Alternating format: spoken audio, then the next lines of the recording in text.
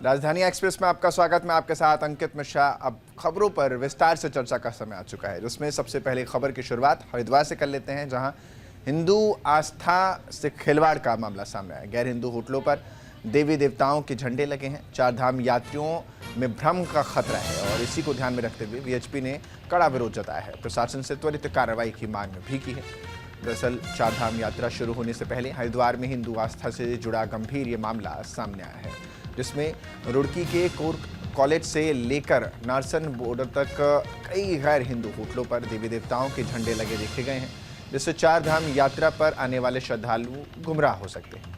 ये वही मामला है जो सावन में कावड़ यात्रा के दौरान भी गरमाया था और अब एक बार फिर से ये चर्चा में आ गया है। विश्व हिंदू परिषद के कार्यकर्ताओं ने इसे हिंदू आस्था से खिलवाड़ बताते हुए कड़ा विरोध जताया है और प्रशासन से त्वरित कार्रवाई की मांग भी की है। आपको बता दें कि 30 अप्रैल से चार धाम यात्रा शुरू हो रही है, जिससे पहले ये मामला गरमाता नजर आ रहा है।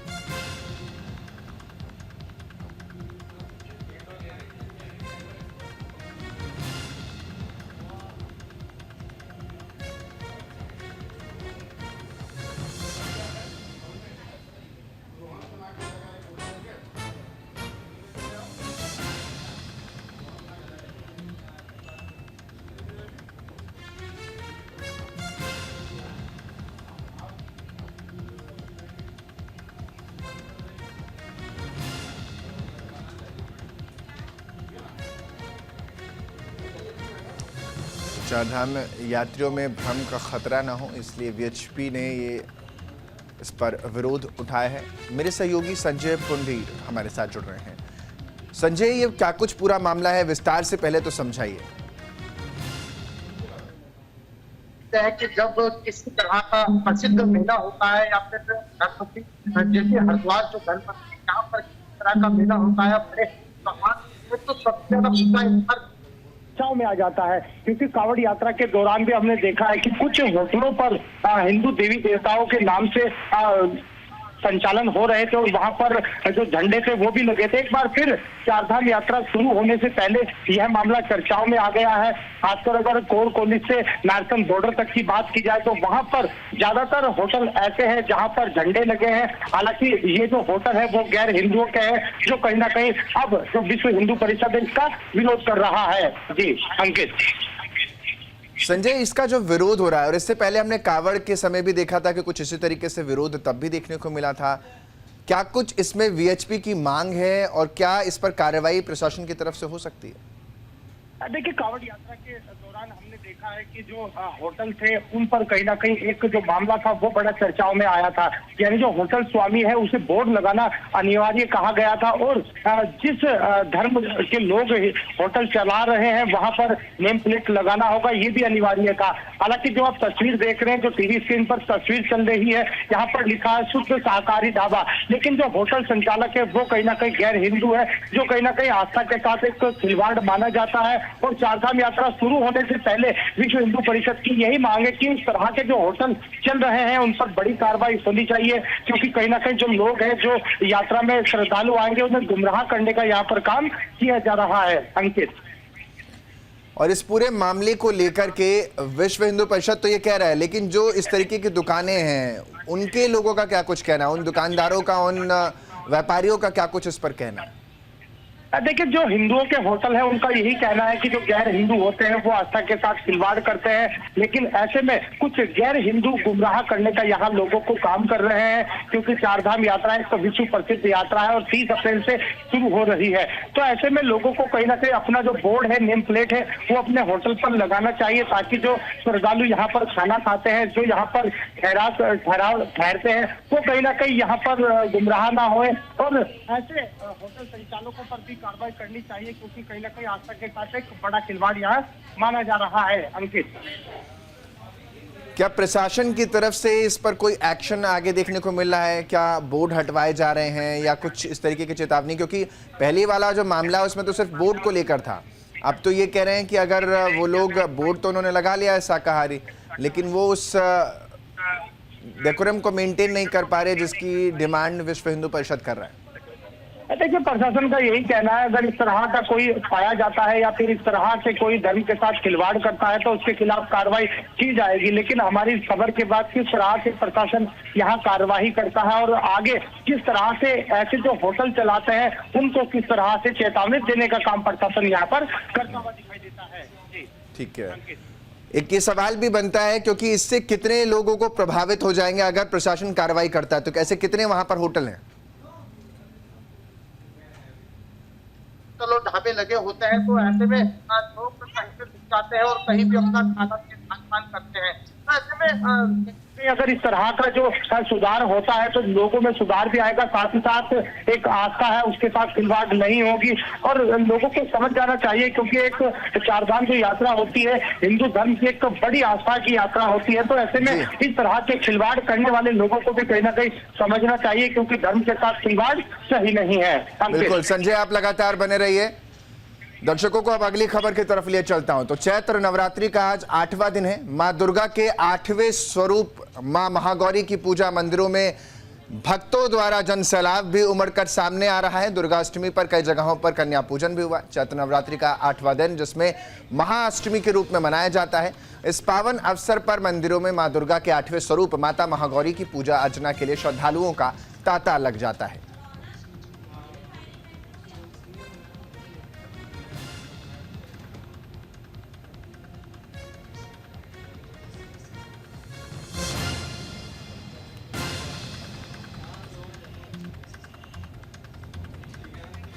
ये तस्वीरें आपको दिखा रहे हैं चंडी देवी मंदिर की है और दूसरी, पहली तस्वीर हरिद्वार में चंडी देवी मंदिर और दूसरी तस्वीर आप इस समय नैनीताल मां नैना देवी की देख रहे हैं। बहुत ही खूबसूरत मंदिर है नैना देवी और नैनीताल के झील के समक्ष ही ये मंदिर बसा हुआ है। शक्तिपीठों में से ये दोनों ही हैं।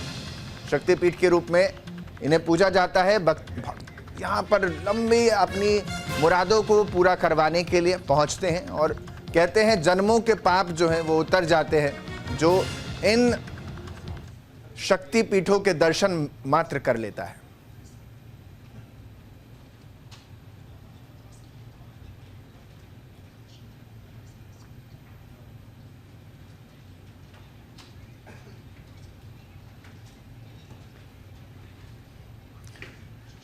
मेरे दो सहयोगी मेरे साथ जुड़ रहे हैं, संजय पुंडीर और जसवीर सिंह हमारे साथ लक्सर से जुड़ रहे हैं। तो संजय हमारे साथ हरिद्वार से हैं। जसवीर, सबसे पहले आपके पास आते हुए, चैत्र नवरात्रि का आज अष्टमी मनाई जा रही है, क्या कुछ भक्तों में आप वहां देख पा रहे हैं और क्या कुछ नजारा नजर आ रहा है?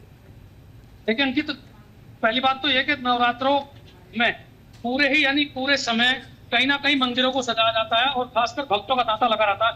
वजह यह है कि माँ शक्ति यानी माँ दुर्गा के जितने भी रूप हैं उन सबको लेकर के भक्तों का क्रेज बना रहता है। और आज 8वां अष्टमी है, यानी महागौरी के रूप में माता को देखा जाता है। और मैं लक्सर के प्रसिद्ध मंदिर पर मौजूद हूँ। आप देख सकते हैं महागौरी का ये मंदिर है और यहाँ कई श्रद्धालु हैं, बात भी करेंगे क्योंकि मन में आस्था अपन दरवाजे में रास्ता, ये कहावत भी है। ठीक है जसवीर, जरा इन लोगों से बातचीत कीजिए और समझिए कि उनका भक्ति भाव कैसा है। कहा जाता है कि सारे पाप ही नहीं उतर जाते बल्कि जो द्वेष भी मन में होता है वो भी उतर जाता है जो भगवती के दर्शन मात्र कर लेता है।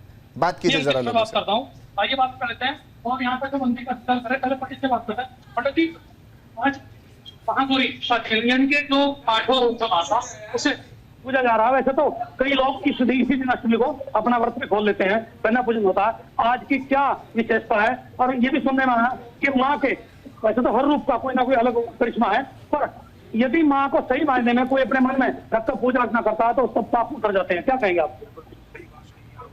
आप सभी को नवरात्रों की, चैत्र नवरात्रों की हार्दिक शुभकामनाएं, मंगल कामनाएं। आप सभी को माँ भगवती की कृपा, असीम प्यार मिले, क्योंकि माँ वो है जिसके आश्रम में बैठने के बाद में सभी प्रकार के शुभ शांति प्रदान होती है। आप सभी देशवासियों को हमारी ओर से माँ भगवती की कृपा से आप सभी को ढेर सारा आशीर्वाद व मंगल कामनाएं हैं। आज अष्टमी में महागौरी का पूजन किया जा रहा है और दुर्गा चौक हरिद्वार लक्सर में यहाँ पर माँ भगवती शाकंभरी रूप में विख्यात है। यहाँ पर इनका बड़ी धूमधाम के साथ में माँ का श्रृंगार किया जाता है। माँ का पूजन एवं आज सुबह प्रातः हवन कन्या पूजन किया गया है और माँ की शरण में जो भी आता है उसकी सभी कामनाएं पूर्ण करते हैं और माँ भगवती सबसे कृपा बनाए रखती है। माँ का एक आंचल ऐसा है जो सब अनेक विपदाओं से दूर करता है। अंकित सही कह रहे पंडित जी कि माँ का आंचल ऐसा है, क्योंकि माँ ही एक ऐसी है जो सब अपने बच्चों को, यानी खासकर अपने भक्तों के कष्ट दूर करती है। और भी कई भक्त हैं जो मंदिर में आए हैं, सवेरे से ही पूजा करने लगे थे। आपका नाम बताइए? मेरा नाम है, माता का सेवक हूँ। माता के सेवक। माता का नहीं ठीक है जसवीर, आपके पास लौटूंगा। संजय के पास लिए चलता हूं। संजय, आज अष्टमी पूरा देश मना रहा है और ऐसे में हर मंदिर में कुछ यही नजारा नजर आ रहा है। क्या कुछ आप हरिद्वार में देख रहे हैं? कहा जाता है ये तो शिव अपने आप में हरिद्वार में बैठते हैं, रंगते हैं और खुद को मांझते हैं, तो ऐसे में हरिद्वार की फिजा क्या है, क्योंकि धार्मिक सबसे बड़ी जगहों में से एक है? देखिए, चैत्र माह का आज 8वां दिन है। हालांकि अष्टमी के रूप में आज अष्टमी पूजी जा रही है। यूं तो जो चैत्र माह के नवरात्रे होते हैं, माँ के अलग अलग स्वरूपों की पूजा होती है। जब जिक्र हरिद्वार का आता है तो कहीं ना कहीं देश की धार्मिक राजधानी हरिद्वार को कहा जाता है। दिन के 24 घंटे और साल के 365 दिन यहाँ पर विधि विधान के साथ पूजा पाठ होती है, क्योंकि यहाँ भोले बाबा के ससुराल भी कनखल को कहा जाता है। दक्षेश्वर महादेव मंदिर है और तमाम जो सिद्ध पीठ है उसमें चंडी देवी की बात की जाए या फिर सुरेश्वरी देवी या फिर माँ मनसा देवी, यहाँ पर हम देखते हैं कि जो सिद्ध पीठ है यहाँ भक्तों का तांता लगा रहता है। खासकर अगर नवरात्रों की जब हम बात करते हैं तो भक्त यहाँ पर अपनी मनोकामना लेकर आते हैं, आस्था के साथ पूजा पाठ करते हैं। और आज सुबह से ही हम देख रहे हैं कि माँ चंडी देवी की बात की जाए या फिर माँ मनसा देवी की बात की जाए, तो भक्त है कहीं ना कहीं अपनी बारी आने का इंतजार कर रहे हैं, क्योंकि आज के दिन का विशेष महत्व होता है। सनातन धर्म की माने तो चैत्र नवरात्रों का एक विशेष महत्व होता है, क्योंकि जो इन दिनों में माँ की पूजा पाठ करता है, माँ को श्रद्धा से पूजता है, तो माँ उनकी सभी मनोकामनाएं पूरी करती है। और इसी के लिहाज से अगर सुरक्षा की बात की जाए तो क्योंकि जब इस तरह का पर्व होता है, आस्था का सैलाब उमड़ता है, तो कहीं ना कहीं जो भीड़ होती है वो उमड़ जाती है। तो प्रशासन के सामने भी एक बड़ी चुनौती आ जाती है, जिसको लेकर हरिद्वार जिला प्रशासन कई दिनों पहले से ही मंदिरों के बाहर पुलिस के जवान तैनात कर देता है, ताकि जो श्रद्धालु होते हैं वो अपनी भक्ति आराम से कर सके, अव्यवस्था का सामना ना करना पड़े, यानी पूजा पाठ आराम से कर सके। जी अंकित, बहुत बहुत शुक्रिया आप दोनों का ही तमाम जानकारी हमसे साझा करने के लिए। तो साफ तौर पर आज खूबसूरत त्योहार है और इस दिन को हर कोई अपने अपने हिसाब से मना रहा है, और चाहे देवभूमि हो या फिर तमाम अलग अलग देश के राज्य, हर कोई माता के गुणगान गा रहा है और इस खास पर्व को बेहद खास अंदाज में मना रहा है। उत्तराखंड में सीएम धामी ने 18 और नेताओं को अलग अलग दायित्व बांटे हैं। कार्यकर्ताओं के दायित्वों की दूसरी सूची जारी हो गई है। अब योजनाओं के क्रियान्वयन में आएगी तेजी, ऐसा माना जा रहा है। महानिदेशक बंसीधर तिवारी ने इसकी जानकारी दे दी है। दरअसल मुख्यमंत्री पुष्कर सिंह धामी ने पार्टी के 18 और कार्यकर्ताओं को दायित्व बांट दिए हैं। दायित्वों की ये दूसरी सूची है, जिसमें बीजेपी के प्रदेश कोषाध्यक्ष पुनीत मित्तल को नगरीय पर्यावरण संरक्षण परिषद का उपाध्यक्ष बनाया गया है। प्रदेश सरकार का मानना है कि सौंपे गए विभागीय दायित्वों से प्रदेश में विभागीय जन कल्याणकारी योजनाओं के क्रियान्वयन में तेजी आएगी तथा उनके प्रभावी अनुश्रवण में भी मदद मिल सकेगी। इस संबंध में सूचना महानिदेशक बंसीधर तिवारी ने जानकारी दी है।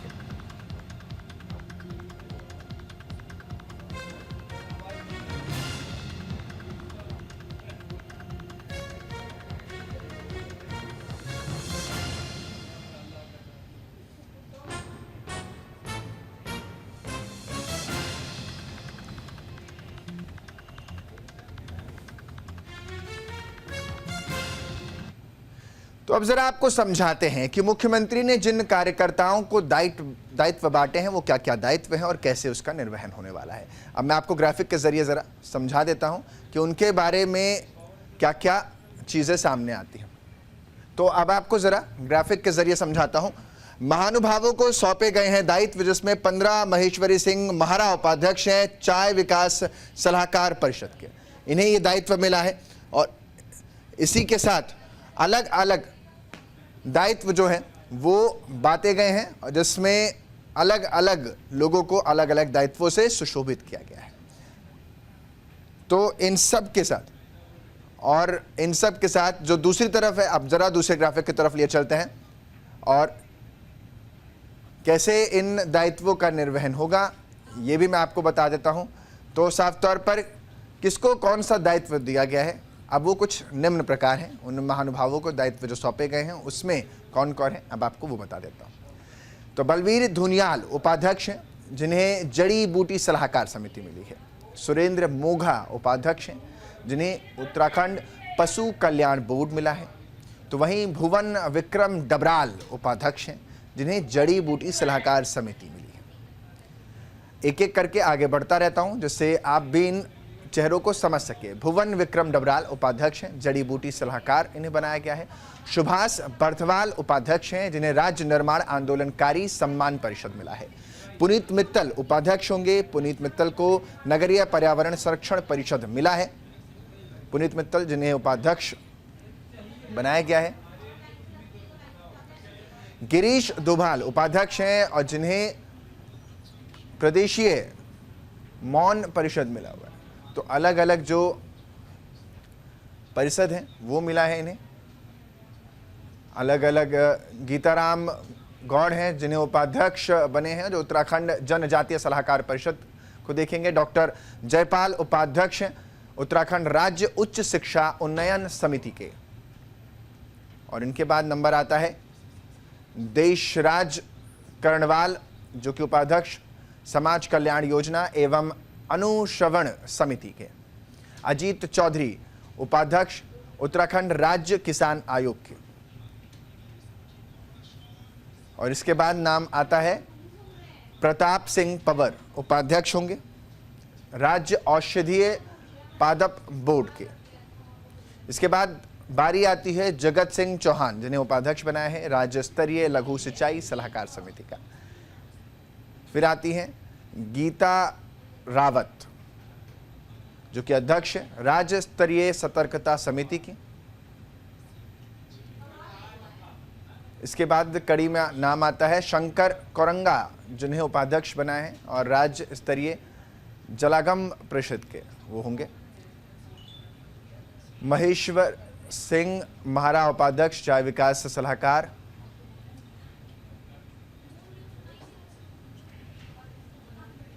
सरदार मंजीत सिंह सह अध्यक्ष होंगे, प्रदेश स्तरीय गन्ना विकास सलाहकार होंगे। नवीन वर्मा उपाध्यक्ष होंगे। अशोक नाबियाल भी इसमें शामिल होंगे। उत्तराखंड में कैबिनेट विस्तार की सुगबुगाहट तेज हो गई है। देहरादून में कैबिनेट विस्तार पर बहस छिड़ी हुई है। कैबिनेट विस्तार ना होने पर बीजेपी ने सफाई दी है। कैबिनेट विस्तार बीजेपी का अपना अंदरूनी मामला है। कांग्रेस का कैबिनेट विस्तार से कोई सरोकार है नहीं। कांग्रेस ने कैबिनेट विस्तार न होने पर बीजेपी को घेरा है। दरअसल धामी मंत्रिमंडल में विस्तार और फेरबदल की चर्चा तेज हो गई है। वहीं इस मुद्दे पर बीजेपी और कांग्रेस में बहस शुरू हो गई है। आपको बता दें कि कांग्रेस की वरिष्ठ प्रवक्ता गरिमा दसानी ने बीजेपी को कैबिनेट विस्तार न करने पर घेरा है। तो वहीं उन्होंने कहा है कि कैबिनेट का विस्तार न करना बीजेपी की छोटी सोच है, जो कि तमाम ऐसे विभाग हैं जिनके साथ जस्टिस ही नहीं हो रहा है, कार्य अधूरे पड़े हैं और तमाम कमियां विभागों में हैं। इस पर बीजेपी विधायक विनोद चमोली का कहना है कि राज्य सरकार राज्य की जनता के अनुरूप सभी कार्य कर रही है। कैबिनेट में अभी कुछ लोगों की कमी जरूर है, लेकिन इसके बावजूद सरकार ने बड़े बड़े फैसले लिए हैं। तो वहीं विधायक ने यह भी कहा है कि कैबिनेट विस्तार का मामला हमारा अपना मामला है, कांग्रेस का इससे कोई लेना देना या सरोकार होना नहीं चाहिए।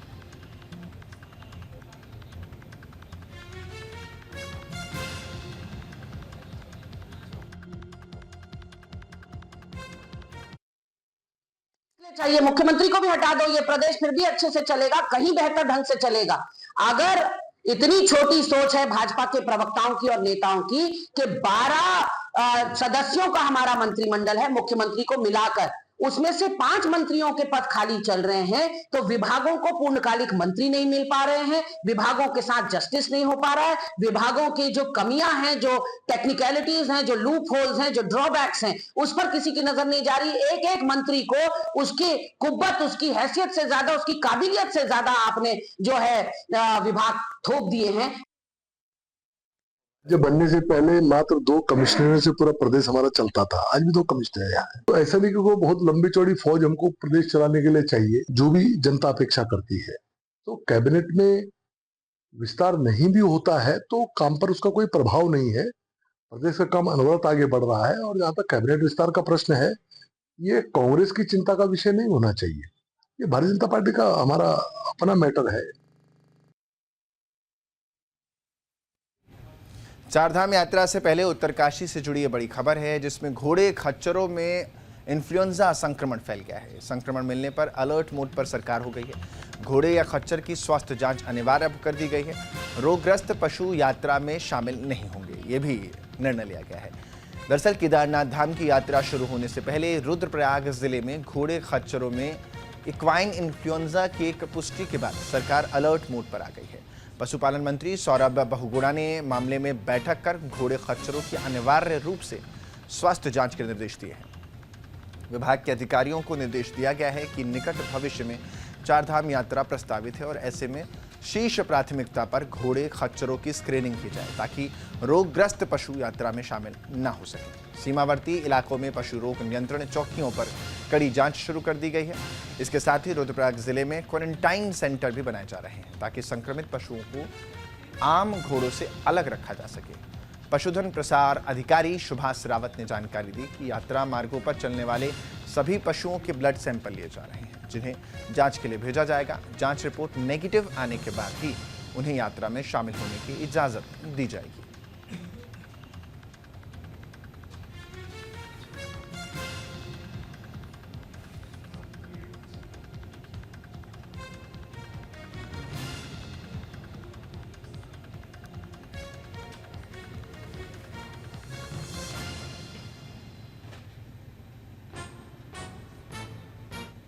इक्वाइन इन्फ्लुएंजा के जो है लक्षण रुद्रप्रयाग में पाए गए हैं जी जी जिस कारण उच्च अधिकारियों के निर्देशानुसार आज इक्वाइन पशुओं का खच्चर घोड़े इन सभी का जो है ब्लड सैंपल लिया जा रहा है परीक्षण के लिए। तो आज दिनांक में हमने जो है 28 सैंपल कलेक्ट किए हैं। ये कार्यक्रम क्षेत्र के जितने भी जो है पशु घोड़े खच्चर पशु हैं इक्वाइन पशु, जब तक सभी का सैंपल लिया जाएगा तब तक चलेगा।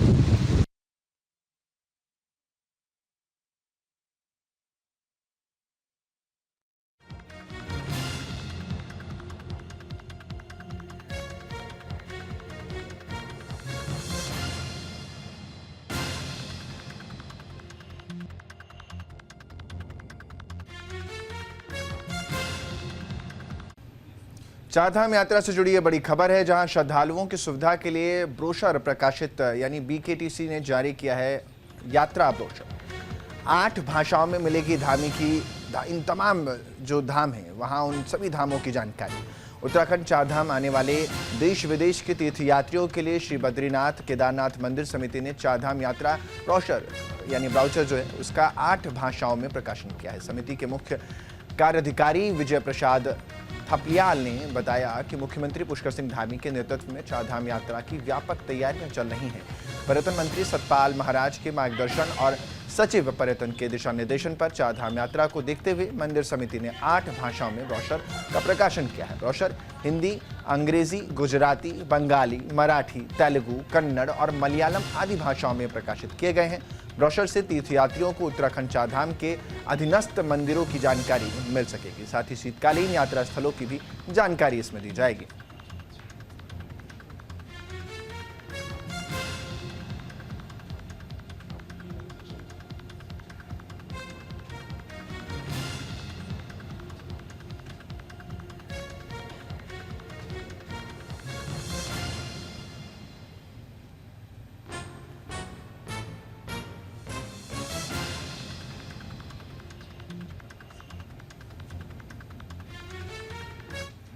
जो रास्ते हैं आपको पता बिल्कुल इसमें ठीक हैं। और बर्फ जैसे केदारनाथ में बर्फ वहाँ पर लगातार लीवर काम कर रही, बद्रीनाथ में भी आप बर्फ है अभी, लेकिन वो लगातार मुझे लगता है आने वाले समय में अप्रैल में थोड़ा टेम्परेचर हाई होगा तो बर्फ मुझे लगा 10 और 15 अप्रैल के बीच पूरी बर्फ पिघल जाएगी और कम से कम रास्ता जाने आने के लिए योग्य हो जाएगा। देखिए बेसिकली हमारे जो 4 धाम है इसके अतिरिक्त हमारे पंचबद्री, पंचकेदार, नरसिंह टेम्पल, पंचशिला और बहुत सारे हमारे जो धार्मिक पर्यटक स्थल हैं उसको हमने ये कोशिश की है कि हम इसको अपने नेटिव लैंग्वेज में उनको छपाएं ताकि लोग उसके बारे में अपने। अब आपको बताते हैं कि चारधाम यात्रा को लेकर क्या क्या तैयारी की गई है। यात्रा मार्ग को सुपर 15 जोन में बांटा गया है। यात्रा मार्ग 41 जोन और 137 सेक्टर में विभाजित है। सभी सेक्टर का क्षेत्र 10 किलोमीटर का होगा। हर सेक्टर में 24 घंटे पुलिसकर्मियों की गश्त मौजूद रहेगी। 6000 पुलिस अधिकारी और कर्मचारी व्यवस्था संभालते नजर आएंगे। निगरानी के लिए पहली बार रेंज ऑफिस में कंट्रोल रूम भी बनेंगे। कंट्रोल रूम की निगरानी देहरादून ट्रैफिक एसपी करेंगे। नोडल अधिकारी आईजी गढ़वाल रेंज राजीव स्वरूप को बनाया गया है। चारधाम यात्रा में 9 एसएसपी इस रूट को प्रभारी होंगे। 30 अप्रैल से होगी चारधाम यात्रा की शुरुआत और उसको लेकर के पूरा खाका आपको न्यूज़ इंडिया बता रहा है, जहां पर आप देख पा रहे हैं। और साफ तौर पर और इन्हीं तस्वीरों के साथ जो तैयारी है वो बड़ी युद्ध स्तर पर की गई है। फिलहाल बुलेटिन में इतना ही, बाकी आप बने रहे हमारे साथ, देखते रहिए न्यूज़ इंडिया।